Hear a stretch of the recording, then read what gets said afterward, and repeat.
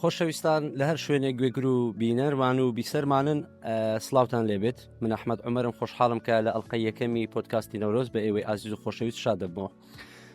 ئەمڕۆ لەژێر دروشمی ڕۆژئاوا بە تەنیانیە هەموو کورد پشتیوانیە دەست پێ دەکەم. ئەمڕۆ خۆشەویستان هەر تاکێکی کورد لە چ لە کوردستان چ لە دەرەوەی کوردستان بێت خەمی خوشکوبراکانمان لە ڕۆژئاوا برینێکی قورسی لە دڵدا دروست کردووە. ئەمڕۆژ جگە لە چەک و تفەنگ ئەوەی کا ڕۆڵی سەرەکی دەجێڕێت لەو جەنگەدا میدیایە بەڕاستی. ئەمڕۆ نیازم وایە کەوا بزانم میدیا پێویستە چ ڕۆڵێک ببینێت بۆ خوشکوبرایانمان لە ڕۆژئاوا و هەروەها پێویستە میدیا لەم ئانوساتەدا پارێزگاری لە بێلایانی خۆی بکات یاخود پشتیوانی لە کورد بکات بە هەموو شێوەیەک. بۆ مەبەستە ئەمڕۆ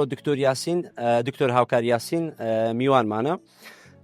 کە دکتۆر مامۆستای زانکۆ و هەڵگری بڕوانامی دکتۆرایە لە میدیا و مامۆستای زانکۆی لە بەشی تەکنیکی میدیا ڕاگەیاندن. هەرچەندە مامۆستا لە قۆناغەکانی زانکۆدا مامۆستان بۆ بەڵام ئێستاش هەر بە مامۆستای خۆمی دەزانم و پێم وایە کە دەتوانێت وەڵامی هەموو پرسیارێکمان بداتەوە لەم پۆدکاستی ئەمڕۆماندا. دکتۆر بەخێر بێت. زۆر سپاس کاک ئەحمەد ئاوادانت کردو ئەم ستودیۆمان زۆر بەخێر بێت. دکتۆر جان کورتەیەک خۆت بناسێنە بۆ ئەوەی خەڵکیش باشتر بتناسێت. من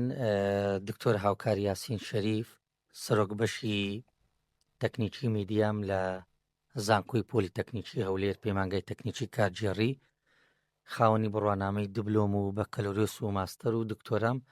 لە بەشی ڕاگەیاندن. بەڵێ خۆشحاڵ بین دکتۆر. سەرەتا پێم خۆشە بزانم جەنابەت هەم وەکو مامۆستایەک و هەم وەکو کوردێک هەستی نەتەواتی چۆنە لەم دۆخی ڕۆژئاوادا هەست بەچی دەکەیت؟ بەڵێ ئەمڕۆ نەک تەنیا با بڵین مامۆستای زانکۆ هەموو چین و توێژەکانی کوردستان بە کاسبکار و بە جوتیار و بە کرێکار و بە مامۆستا و بە هەموو چین و توێژەکان بە ژن و پیاوە بە گەنج و لاوە بە پیر و پەککەوتەوە هەستێکی نەتەوەییان هەیە بە تایبەت بۆ دۆخی ئەمڕۆی ڕۆژئاوای کوردستان کە هەر هەمومان بینیمان هەر چوار پارچەی کوردستان لە شەو ڕۆژێکە بە یەک دەنگ بە یەک ڕنگ بە یەک ئاڵای کوردستان دەنگمان بەرز کردەوە بە برایانی ڕۆژئاوامان وت ئێمە یەک گەلین یەک نەتەوەین یەک ملەتین یەک خاکمان هەیە. بەڵێ دکتۆر ئێستا کە دەبینین هێرش و زوڵم بۆ سەر خوشکوبرانمان لە ڕۆژئاوا هەیە پێت وایە ڕۆڵی میدیا پێویستە چۆن بێت لەم ئانوساتەدا؟ یعنی تەنها ئەرچی گواستنەوەی هەواڵە یاخود پشتگیریکردنە؟ ئێمە بینیمان زۆر جار لە بواری ڕاگەیاندن باسمان لەوە کردووە کە ڕاگەیاندن چەکێکی یەکجار بەهێزە دەتوانی بە باش بەکاری بهێنی و دەتوانی بە خراپ بەکاری بێنی. ئێمە زیاتر بەرەو ئەو ئاراستەیە دەڕۆین وەکو کەسانی ئەکادیمی لە ناوەند ئەکادیمیەکان هەوڵ دەدەین ڕاگەیاندن بە لایەنی ئاراستە باشەکە بیتن ئاراستە خزمەتکردنەکە بیتن جا لە بواری خزمەتکردن بیان لە بواری نەتەوەی نیشتیمانی بێت. ئەوەی بینیمان ڕاگەیاندن سنوورەکانی بەزاند ئەوەی ڕەنگە بە سوپان نەکرێ بە هێز نەکرێ بە چەک نەکرێ بەڵام ڕاگەیاندن چووە هەموو ماڵێک ڕاگەیاندن چووە هەموو وڵاتێک و ڕاگەیاندن چووە دەرگای ژووری کەسە زلهێزەکان وڵاتە زلهێزەکان ئەوەی بینیمان جگە لە بەرهەمی سیاسی دەکرێت لە دوایی باسی بکەین ڕاگەیاندن بەرهەمێکی زۆر باشی هەبوو بۆ ئەو یەکگرتوویە بۆ ئاراستەکردنی دەنجی خوشکوبرایانمان لە ڕۆژئاوا و بینیشمان ڕاگەیاندن پەیامنێر گەیشتە ژووری گەورەترین سەرۆکی زلهێزی دنیا ترامپ بوو پرسیاری لێکرد کە میدیا پرسیاری هەموو خەڵکی کوردستانی لێکرد. زۆر ڕاستە دکتۆر زۆر جار دەبینین کەوا میدیا دەتوانێت هەستی نەتەواتی بزۆڵێنێت هەمان کاتیشدا دەتوانێت ترس دروست بکات. میدیا کە ڕۆڵی خۆی بینی لە شەڕی دژ بە داعش هەندێک جار هەڵەی هەبوو لە شەڕی داعش هەندێک هەڵەی هەبوو کەوا وای لێکرد بوو خەڵکەکەی دەترسان لەگەڵەوەشدا دەویست هەستی نەتەواتی بزۆڵێن بەڵام لەبەر ئەوەی میدیای کوردی یەکەم زاری بوو بچێتە ناو قۆناغی شەڕ و پەیامنێری زەنجی ببینێت زۆر جار ئابوو دەیوت داعش هەتا ئەو شوێنە هاتووە خەڵک لە خۆی دەتۆقی چۆن میدیا دەتوانێت ئەو هاوسەنجی ڕابگرێتن لەم دۆخی ڕۆژە. ئێمە زیاتر تەرکیز لەسەر ئەو کەسانە دەکەینەوە کە لە میدیا کار دەکەن لەگەڵ ڕێزم لەو ئەوانەی کە خۆڕستکن کاری میدیایی دەکەن بەڵام ئەمڕۆ میدیا بووەتە زانستێک لە زانستەکان وەکو زانستی پزیشکی، وەکو زانستی ئەندازیاری، وەکو زانستی کۆمپیوتەر ڕاگەیاندن بۆتە زانست لە ناوەندەکانی خوێندر دەخوێندرێ. بۆ نمونە ئێمە لە زانکۆی پۆلیتەکنیکی هەولێر دوو بەشی ڕاگەیاندنمان هەیە، لە کۆلێژی ئاداب زانکۆی سەلاحەدین بەشی ڕاگەیاندن هەیە. جگە لەوەش ئێمە لە زانکۆی پۆلیتەکنیکی هەولێر بە پاڵپشتی تەواوی بەڕێز سەرۆکی زانکۆ پرۆفیسۆر دکتۆر دیز محەممەد تار هەرچی بەردەوام هانی قوتابیان دەدات کە لە زانکۆکی ئێمە ماستەر و دکتۆرا بخوێنن و ئەوەشمان بە هەنگاوی پراکتیکی جێبەجێ کردو. مەبەستمان چییە؟ بۆ ئەوەیە ئەو کەسانێک کە لە میدیا کار دەکەن هەوڵ بدەین خاوەنی بەرزترین بڕوانامە بن، چونکە تو ئەگەر بە زانستی بخوێنی ڕەنگە هەندێک هەڵەی زەق هەیە ئەو هەڵانە ئەنجام نەدێت، چونکە دەی خوێنی بە زانست. ئەمڕۆژ میدیا زانستە، ڕاگەیاندن بۆتە زانست. دەبێت ئەو کەسێکە لە میدیا کار دەکە، لە میدیا ئیش دەکە، زانستەکانی ڕاگەیاندن بە باشی بخوێنێ و شارەزابێ، خاوەنی بڕوانامە بێ. مەسەلەن بۆ نمونە ئەمڕۆ زانستە دەبێت بزانی کە هەواڵێک بڵاو دەکەوە ئیتیچی میدیای پەیڕەو بکە، بۆ نمونە ئەخلاقیاتی ڕاگەیاندن فرامۆژ نەکرێت. یان ئەوە تا بۆ نمونە تو ڕاگەیاندن کار دەکەی لە میدیا کار دەکەی سۆسۆلۆژیای کۆمەلگایەکەی خۆت بەباشی خوێند بێتەوە و چەندین زانسترێ لە میدیا دەبێ بخوێنرێت. دکتۆر پامنێرێکە ڕووماڵی ئەو دۆخی ڕۆژ ئاوا دەکاتن هەستێکی نیشتیمان پەروەری توندی لە دڵدا، بەڵام ئەو هەستە بەس نییە ئەگەر زانستی ڕاگەاندنی نەبێتوانە هەستە نەتەوەی نیشتیمانیەکەەوە کۆم تاکێکی کورد لە ناخی هەموو تاکێکی کووردا هەیە بۆ تایبەتی ئەو کەسەی کە کاری پامنێری دەکا جگە لە هەستە نەتەوەی نیشتیمانیەکە کاک ئەحمەد دەبێ زانستی تەواوی میدیایی هەبێ، لەوە بزانێ ئەو هەستە نەتەوەی نیشتیمانی خۆی چۆن بڵاو دەکاتەوە بۆ هاوڵاتیان، بۆ خەڵک، بۆ بیسەران، بۆ بینەران، بۆ خوێنەران، و بزانێ راپۆرتەکە چۆن ئامادە دەکات، ریپۆرتاژەکە چۆن ئامادە دەکات، یان بۆ نمونە دیمانەیەک ئەنجام دەدا. ئەو هەستەنەتەوەی ئەو هەیەی لەگەڵ زانستەکەی خۆی کە زانستی میدیایە دەبێت شارەزایی تەواوی هەبیت، تێک هەڵکێشی بکە لە نێوان هەستەنەتەوەی یەکەی و زانستە میدیاییەکە بۆ ئەوەی بتوانین زۆرترین بینەر و بیسەر و خوێنەر بۆ خۆت ڕابچێشی. ڕاستە دکتۆر، ئەو ماوەیە کە تۆ سەیری دۆخی ڕۆژ ئاوا دەکەیت لە کەناڵە کوردیەکان هیچ هەڵەیەکی زەق هەیە بەرچاوت کەوت بێ سەرنجڕاش خۆی هەموو کارێک هەڵی تێدا هەیە، هیچ کارێک نییە تۆ بڵێ من کارێک دەکەم و هەڵی تێدا نەبێ. بە تایبەتی ئێمە دەتوانین بڵێن لە ڕاگەیاندنی کوردی لە میدیای کوردی ئێمە سەرەتاین.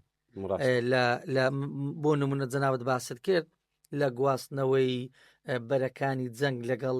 تیرۆریستانی داعش میدیای ئێمە سەرەتا بوو، خۆی ئامادە نەکردبوو تووشی ئەو شەڕە بوو هەرێمەکەمان وڵاتەکەمان و بۆ میدیاش تازە بوو. هەندێک هەڵەمان کرد لە کاری میدیایی و دەتوانم بڵێم باجی هەڵەکانی میدیاییشماندا، بەڵام لە دوای ئەوە دووبارە خۆمان ئامادە کردەوە کەناڵەکانی ڕاگەیاندن ئێستا باشتر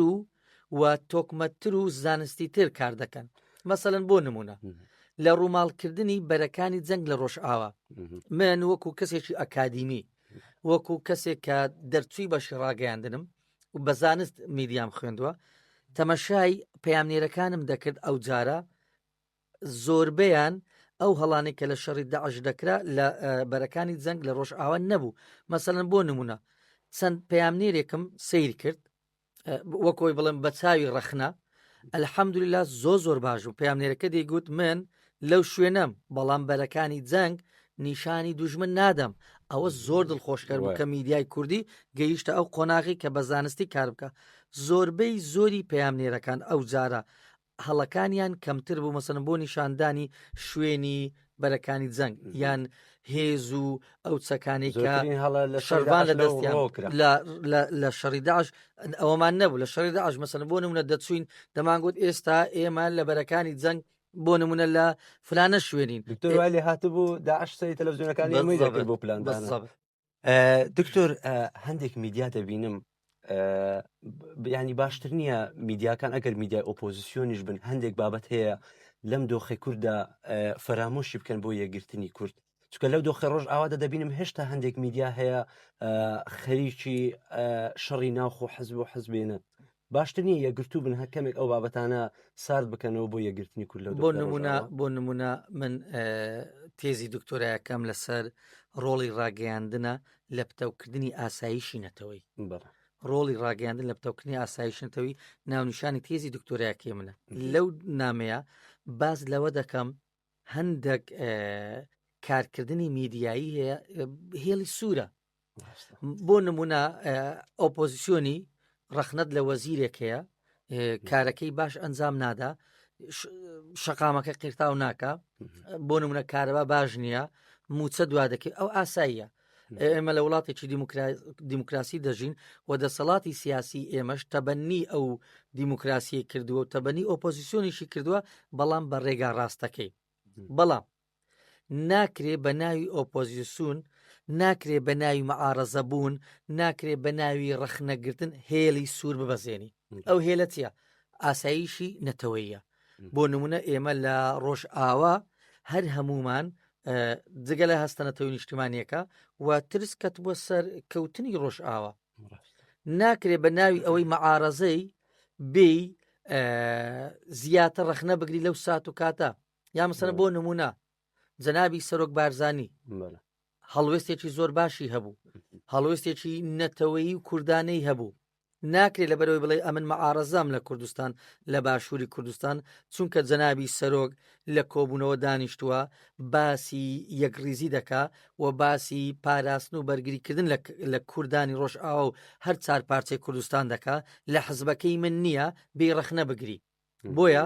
ئەو کەسەی ئۆپۆزیسیۆنە دەبێت لە بابەتە نەتەوەی نیشتیمانیەکان هێڵە نەتەوەیەکان ئەوە ئەو بابەتانەی پەیوەندی بە هەستی نەتەوەی ئاسایش نەتەوەی بیپارێزی واتە پێویستیمان بە یەکدەنجی و یەکڕەنجیە دەتوانم بڵێم لەو بارودۆخی ئێستای ڕۆژ ئاوا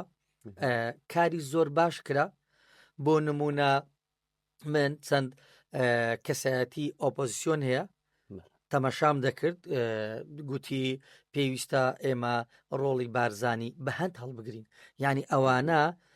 یاری نەکردنە بە هێلە گشتیەکان یاری نەکردنە بە ئاسایشی نەتەوەی ئەوانە جێگای دڵخۆشین ئۆپۆزیسیۆنیمە بگاتە ئەو قەناعەتەی لە بابەتە نەتەوەی نیشتیمانیەکان لەو بابەتانەی پەیوەندی بە ئاسایش نەتەوەی هەیە پەیوەندی بە بۆ نمونە بەرگریکردن لە خاچی کوردستانە یەکدەنگ و یەکڕەنگوی مەسەلەن بۆ نمونە دوور نەڕۆین لە تورکیا مەعارەزەی زۆر بەقوتەیە بەڵام کاتێک مەترسی یان هەڵوێستێک پەیوەندی بە هەموو تورکیاوەیە مەعارەزە لەگە دەسەڵات یەکدەنگ و یەکڕەنگ دەبێت بۆیە ئێمەش پێویستە ئەمڕۆ لە کوردستان ئەو حزب و لایەنە سیاسیانەی بە ئەلمانی و بە ئیسلامیەکان ئەگەر لە ئۆپۆزیسیۆندان ئەوە حەقی کاری خۆیانە چۆن ممارەسەی دەکەن بەڵام لە بابەتە نەتەوەی نیشتیمانیەکان لە بابەتەکانی پەیوەندی بە ئاسایش نەتەوەی هەیە پێویستە یەکدەنگ و یەکڕەنگ بن و باز لە کوردستان بکەن باز لە خاچی کوردستان بکەن ڕاستە دکتۆر دەستەکان خۆش بێ دکتۆر شتێکی تر ئێمە دەزانی هەر میدیاکان بوون هەر ئێمەش بن کە دەمانوت ئەو جیلە تازەی کە جیلێکی خراپە و جیلی ئایپادە و مامۆستایانی وەکو ئێوەش سیمینارتان لەسەر دەکرد و محاضراتان لەسەر دەکرد کە لەوانەیە لە داهاتوودا ئەو جیلە نوێ هەر زمانی کوردیان لەبیر بچێتەوە بەڵام دەزانی وانە بوو جیلی کوردی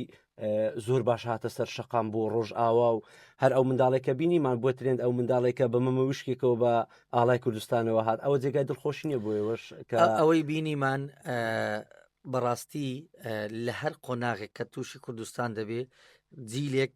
تایبەت هەیە کە داکۆچی لە خاکەکەی دەکا بۆ نمونە لە جیلی بابوو باپیرانمان چوونە شاخ بوون بە پێشمەرگا شەهید بوون بوونە زیندانی سیاسی بریندار بوون